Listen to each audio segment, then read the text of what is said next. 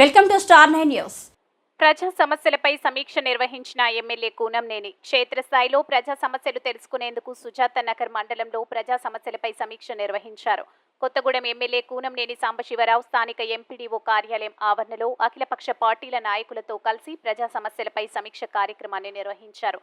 ఈ సమీక్షకు మండల ప్రజలు భారీగా చేరుకొని వారి యొక్క సమస్యలను ఎమ్మెల్యేకు విన్నవించుకున్నారు. ముఖ్యంగా రైతులు 1073, 1018 సర్వే నెంబర్లు, మాపై భూ సమస్యలు, ధరణి, సాదా బైనామా మరియు సీసీ రోడ్లు, లింక్ రోడ్లు గురించి వినతులు అందించారు. మండలంలోని జూనియర్ కాలేజ్ ఏర్పాటు చేయాలని పిల్లలు, తల్లిదండ్రులు ఎమ్మెల్యేకి వినతి పత్రం ఇచ్చారు. ఈ కార్యక్రమంలో వివిధ పార్టీల నాయకులు మాట్లాడుతూ ప్రజా సమస్యలు తెలుసుకోవడానికి ప్రభుత్వ కార్యాలయాల దగ్గర ఇలాంటి ప్రజా సమస్యలపై సమీక్ష కార్యక్రమం చేయడం ప్రజలకు ఎంతో ఉపయోగపడుతుందన్నారు. సీతారామ ప్రాజెక్టు ద్వారా భద్రాద్రి కొత్తగూడెం జిల్లాకు మరియు సుజాత నగర్ మండలానికి సాగునీరు, త్రాగునీరు అందించాలని డిమాండ్ చేశారు. ప్రాజెక్టు నీళ్ల ద్వారా సింగభూపాలెం చెరువు నింపినట్లయితే సుజాత నగర్ మండలం సస్యశ్యామలమవుతుందన్నారు. సుజాత నగర్ మండలంలో కొన్ని గ్రామాల్లో భూములకు పట్టాలు ఇవ్వలేదని, ధరణి ప్రోగ్రాంలో ఉన్నటువంటి లోపాలను సరిచేసి అందరికీ పట్టాలు ఇవ్వాలని, పట్టాలు లేక చాలా మంది రైతులకు పంట రుణాలు, రైతు బంధు రావట్లేదని అన్నారు.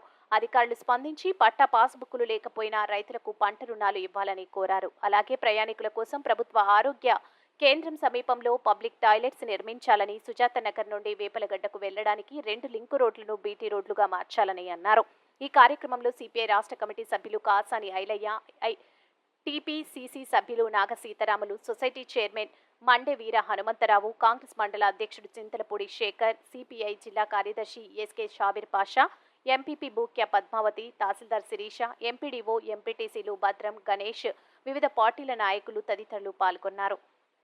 ఆఖరిగా నేను సమయం తీసుకొని 1 సీతారాం ప్రాజెక్టు, 2 రోడ్లు, తర్వాత జనరల్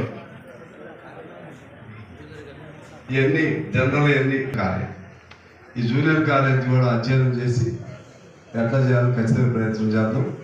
జూనియర్ కాలేజ్ నా టైంలో అయితే నేను అదృష్టవంతుడిని అవుతా.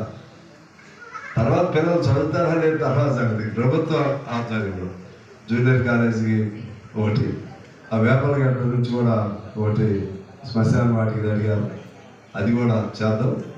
ఇంకా ఈ నెమ్మలగూడెం, మన కోమటిపల్లి అవి ల్యాండ్ ఇష్యూస్ ఉన్నాయి, వాటిని కూడా పరిష్కారం చేసుకుందాం. ఇదా చేయగలుగుతాం, నాకు నమ్మకం ఉంది.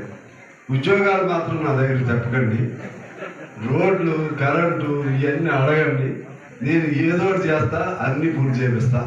పాత అన్నీ కూడా ఎవరు వినకపోయినా ఈ 12.5 కోట్లు ఉన్నాయి, అవి ఎక్కడే అనుకుంటున్నారు, అవి తీసుకొచ్చి ఒకరి మీద బాగుందో ఇంకో చోట అన్నీ సరే ఏదన్నా నా శక్తి వచ్చి లేకుండా అప్పుడు చేశాను, ఇప్పుడు చేస్తా. మీ అందరి సహకారం, మనందరం ప్రేమగా ఉండేవాళ్ళమే.